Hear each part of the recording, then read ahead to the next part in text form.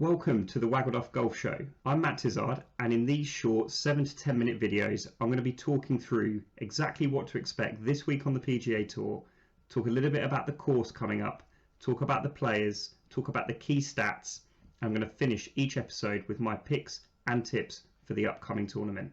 And to start with, it's only the Masters at Augusta National, so let's get into it. I'm really proud to say that this episode is sponsored by Mullybox. Mullybox is a beautiful set of training aids, golf equipment and golf apparel to make you feel absolutely excellent on the golf course and play better golf.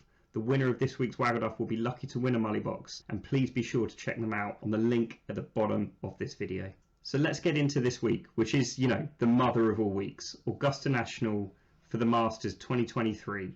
It's been a hell of a week really, because we've been seeing all of the LIV PGA Tour news, what Scotty's dinner going to be like, is it going to be awkward? What happens if a LIV Tour player wins? All these questions will be answered this week. Now, there's not a lot more I can say about the course that you probably don't already know, but there is one really big change that I want to talk about. That is the par 5 13th. Now, the 13th is that hole that slings right the way round to the left, off the tee. Players tend to cut or hook it round the corner, and then they're left with a relatively mid to short, we did see a wedge, into the green, which is protected by Rae's Creek. Now, what they've done this year is they've extended the hole from 510 to 545 yards, making it a hell of a lot longer. Also, they've built up a lot of trees around the tee box, or actually more so carved the tee box out of the trees. So players can't start the ball right enough to kind of sling it all the way around. So it's making the hole a little bit different. They're having to hit fades off the tee, more neutral shots. And the result is they've got a longer second shot in. They've got medium to long irons. Some players won't be going for it into, particularly on the Friday and the Saturday when the course is going to get wet. We'll get into the weather in a minute. But I quite like the change. My only concern is they did it last year on the 15th, where they extended the 15th by 20 yards, and we didn't see any eagles. Now, back nine on a Masters Sunday, you want to see birdies, you want to see eagles. I worry this may take a little bit of the fun element out of it. But in terms of what they want to do in making that second shot, more risk, more reward, I think it's a great move. And if you get a chance to see the pictures, it looks absolutely fantastic. In totality, as I say, I don't want to go deeply into the course, as we know quite a lot of the holes from television. Of course, this is one of those courses that they play on every year. But the course is 7,545 yards long. It's a par 72. It isn't going to be a putting competition, but it is on bent grass greens, and it was originally designed by Alister MacKenzie. Looking at the weather this week, Thursday looks drizzly wet, and from there it just looks like rain, 70% chance of rain throughout. Friday, Saturday might be a little bit lighter on the Sunday, but back again on the Monday. So if we do need to use the Monday, it's going to be interesting to see how they handle it, particularly if that really heavy rain does come. Now, I would say the course is, absolutely immaculate. They've got the best green staff in the world, probably, other than Japan, that, the best manicured course. They've got the sub-air system that they can basically get the course as dry, as fast, or as wet and soft as they want to. Now, to an extent, it is going to get very wet later this week, but ultimately it's going to be in great condition. It's going to be soft. It's going to suit some ball strikers, which we'll get into now. Previous winners from Augusta National, I'll start with, we'll remember Bubba Watson hitting that big high hooky draw to win in 2012. He won then on 10 under. Adam Scott won the year after on 9 under. Then it was back to Bubba for 8 under. Then we had Jordan Spieth on, in his absolute first purple patch, where he was 18 under par. Danny Willett's year, 5 under. After that was Sergio Garcia at 9 under. Patrick Reed at 15. Wonder what reception he'll get. Tiger Woods at 13 under. Dustin Johnson on that really strange autumn event where he was 20 under. Then it was Hideki at 10, and then Scotty again at 10. So I'll give you a first spoiler of my tips. I'm not going to be backing Scotty. I just feel like the back-to-back champions are so rare. I mean, we've only had Tiger Woods, Nick Faldo and Jack Nicklaus, who have won the Masters back-to-back. And for Scotty, with all of the media attention, the meal that he's planning, and with all those LIV PGA questions and the undercurrent around some of that media that he's going to have this week, I just feel like it may be a step too far, and I'd probably rather be in McIlroy and Rahm shoes where we're just kind of getting on with it, right? So I'm not on Scotty this week. How I have formed my teams this week is I've looked at some key criterion and I've built a model using rickrungood.com. So firstly, let's look at the stats that I am considering and some of the stats that I'm not. I'll start with what I'm not. So interestingly, and this is certainly was my perception before I started doing this, is I felt like Augusta was a putting competition. You think of those beautifully fast greens, and they are one of the fastest set of greens that you'll see on tour. They are exceptionally well looked after, very well undulated. I remember Sky did it in 3D, and only then did I realise how undulated those greens are. But it's not a putting competition. In fact, when we look at correlated stats, out of 50 courses, Augusta only ranks 44th in terms of strokes gained importance to putting. So Will Zalatoris is probably sharing a sigh of relief, but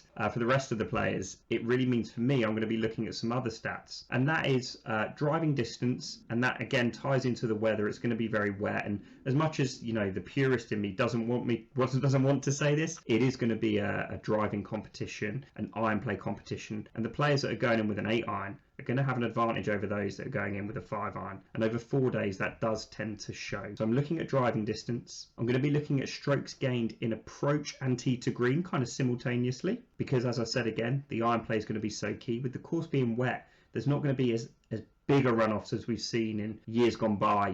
Seeing Louis Oosthuizen run it into the second all the way around and holding out. We're not going to be seeing that. We want to see players that are going to fly the ball really far, really well, and are trending in the right way in terms of ball striking. So stroke gain, tee to green, stroke gains in approach.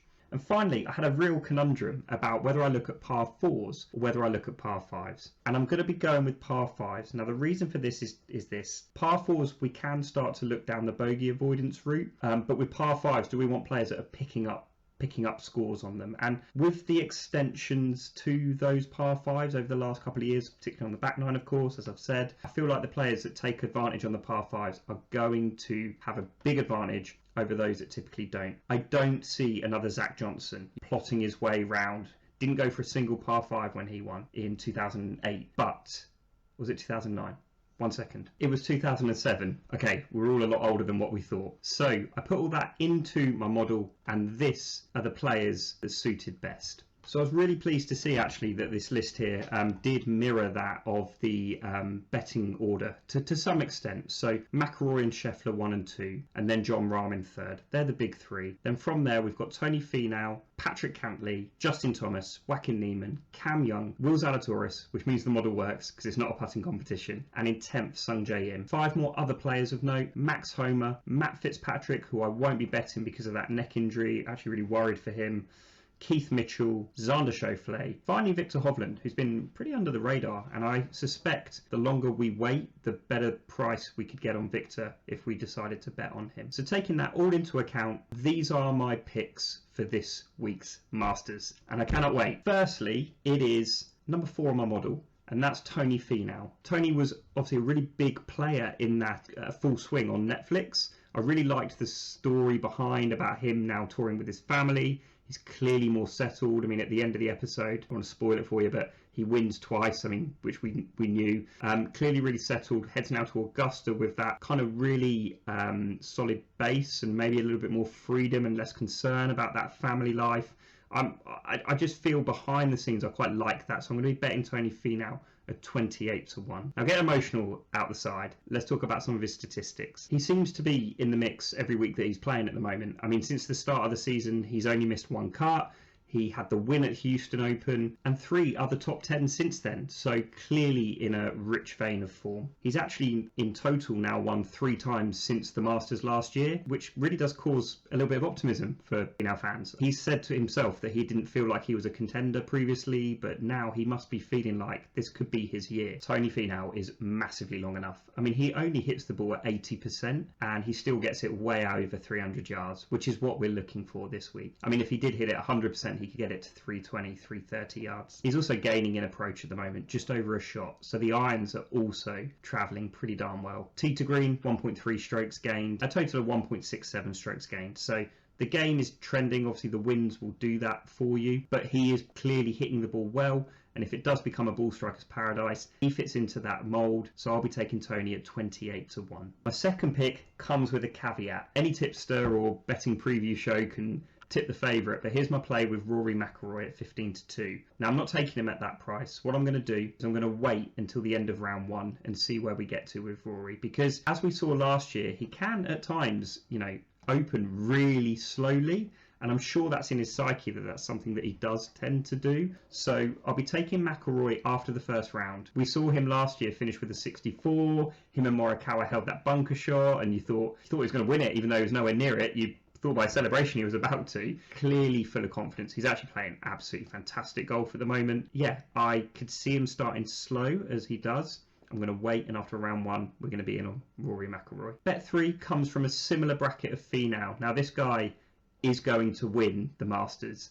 I listen to Jason Daniels at Lost for Words podcast most weeks, and he will tell you the same, that Xander Schauffele will win the Masters. So I would bet on him every year because it is going to happen. Now I'm going to talk about Xander firstly off the course. I really like the way that he's looking after himself. He's not playing in as many competitions. He's clearly preparing himself better for the majors, and that starts with the Masters this week. But it's clearly working for him. I mean, he won 3 times last year. He also has 4 other top 5 finishes, played well at the match play even recently. So aside from that withdrawal from the Tournament of Champions, he's made every cut in his last 9 tournaments. So Xander's hitting it well, and clearly is full of confidence this time around, which he should be. He's got a great record here. Just looking here, he was 3rd in 2021. He came 2nd in 2019 when Tiger won. And do you know what? He should have won that tournament, really, but the situation definitely got the better of him. He also statistically ticks the boxes in terms of 1 shot is being gained in approach, so hitting the ball really well with the irons. I need to see more from his driver this week if he is going to contend, but you can get away with it a little bit at Augusta, and that equates to total strokes gained, tee to green of 0.8 and 1.55 in totality. So Xander ticks the boxes. He's also built to win here. That's how I feel as someone that watches him quite a lot. The Olympic champion, 28-1, I'm taking Xander Schauffele. My final pick is somebody a little bit further down the order. Now, I watched this player when he lost in Mexico very closely to Jon Rahm. And since then, this guy's matured massively. He's also an absolute bomber. He's great with his irons. If the course does get wetter and wetter, there's certain players it's going to suit. He falls into that category. My final pick is Kurt Kitayama. Now you can get Kurt right now on Sky Bet, 10 places at 110-1, 6 places you can get him at 140-1. Now there is reason why he's valued at such a price. It's obviously he's got far less experience. He's really just recently got into that winner's circle where he won the Arnold Palmer Invitational, and with him you never know what you're going to get. I mean, technically, if you include the match play, he's got a 5th, he's got a 1st at the Arnold Palmer, and then he's also missed 2 cuts in his last 4 starts. What you see is what you get. But with Kurt Kitayama, you certainly have the statistics and the length that I like for this week. He hits it a very long way, arguably one of the longest on tour, gaining about 0.5 shots in approach.